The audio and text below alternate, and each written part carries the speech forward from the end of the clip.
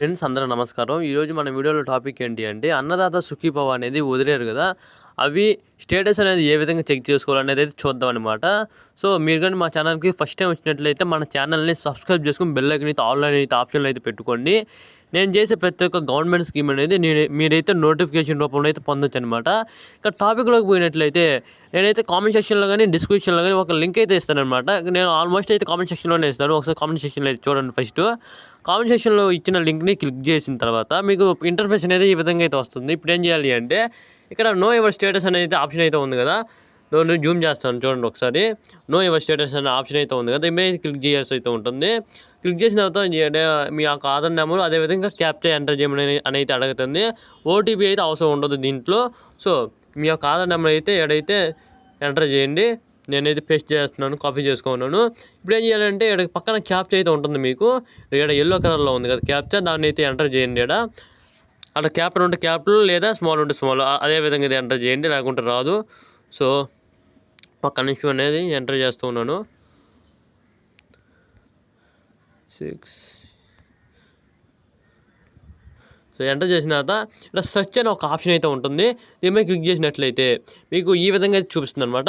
ఇక్కడ ఈ విధంగా సెర్చ్ చేసినట్లు ఓటీపీ కూడా అయితే రాదు మీ యొక్క లింక్ ఉన్న మొబైల్ నెంబర్కి. డైరెక్ట్ ఈ విధంగా అయితే మీకు స్టేటస్ అనే అయితే చూపిస్తుంది అనమాట. ఇప్పుడు ఏం చేయాలి అంటే మీరు ఆధార్ నెంబర్ అని ఉంటుంది, అంటే మీరు కొట్టిన ఆధార్ నెంబర్ అయితే వస్తుంది. తర్వాత నేమ్ వస్తుంది, తర్వాత డిస్టిక్ వస్తుంది, తర్వాత మండల్ వస్తుంది, తర్వాత విలేజ్, తర్వాత స్టేటస్ అంటే మీరు ఎలిజిబుల్లా కాదా అని చెప్పేసి అయితే అడైతే వస్తుంది. ఎలిజిబుల్ అయితే ఎలిజిబుల్, అన్ఎలిజిబుల్ అయితే అన్ఎలిజిబుల్ అని అయితే వస్తుంది అనమాట. రీమార్క్స్ ఏమైనా ఉన్నట్లయితే, అంటే మీరు ఒకవేళ ఎలిజిబుల్ కాకపోతే ఎందుకు ఎలిజిబుల్ కాలేదు అని చెప్పేసి రీమార్క్స్ ఏమైనా ఉన్నట్లయితే ఆడ రీమార్క్స్ కింద ఆడైతే చూపిస్తుంది అనమాట. ఇప్పుడు పేమెంట్ స్టేటస్ అనేది ఒక ఆప్షన్ అయితే వస్తుంది. ఆ యొక్క పేమెంట్ స్టేటస్ అనేది సక్సెస్ఫుల్ అని ఉన్నట్లయితే మీకు అయితే డబ్బులు పడిపోయినట్లే అనమాట. సో మీకు ఒకసారి చెక్ చేసుకోండి సక్సెస్ఫుల్ అని ఉందా లేదా అని. ఒకవేళ సక్సెస్ఫుల్ ఉన్నట్లయితే మీకు పడిపోయినట్లయితే అంటే డబ్బులు అనేది పడిపోయి ఉంటాయి.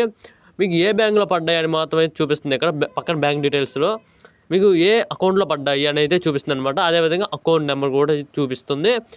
అదే ఎంత అమౌంట్ పడ్డాయి అని అయితే చూపిస్తుంది. 5,000 రూపాయలు అయితే అన్నదాత సుఖీభవ 5,000 కాబట్టి ఒక విడతకి సో 5,000 పడ్డాయి కాబట్టి అక్కడ 5,000 అనేది చూపిస్తుంది. సో ఈరోజు ఇన్ఫర్మేషన్ వచ్చేసి ఇది. మన ఛానల్ని సబ్స్క్రైబ్ చేసుకొని బెల్ ఐకాన్ అయితే ఆన్లైన్ అయితే పెట్టుకోండి. నేను చేసే ప్రతి ఒక్క గవర్నమెంట్ స్కీమ్ అనేది మీరైతే నోటిఫికేషన్ రూపంలో అయితే పొందొచ్చు అనమాట. ఇంకా వీడియో అనేది ముగిద్దాం. జై హింద్.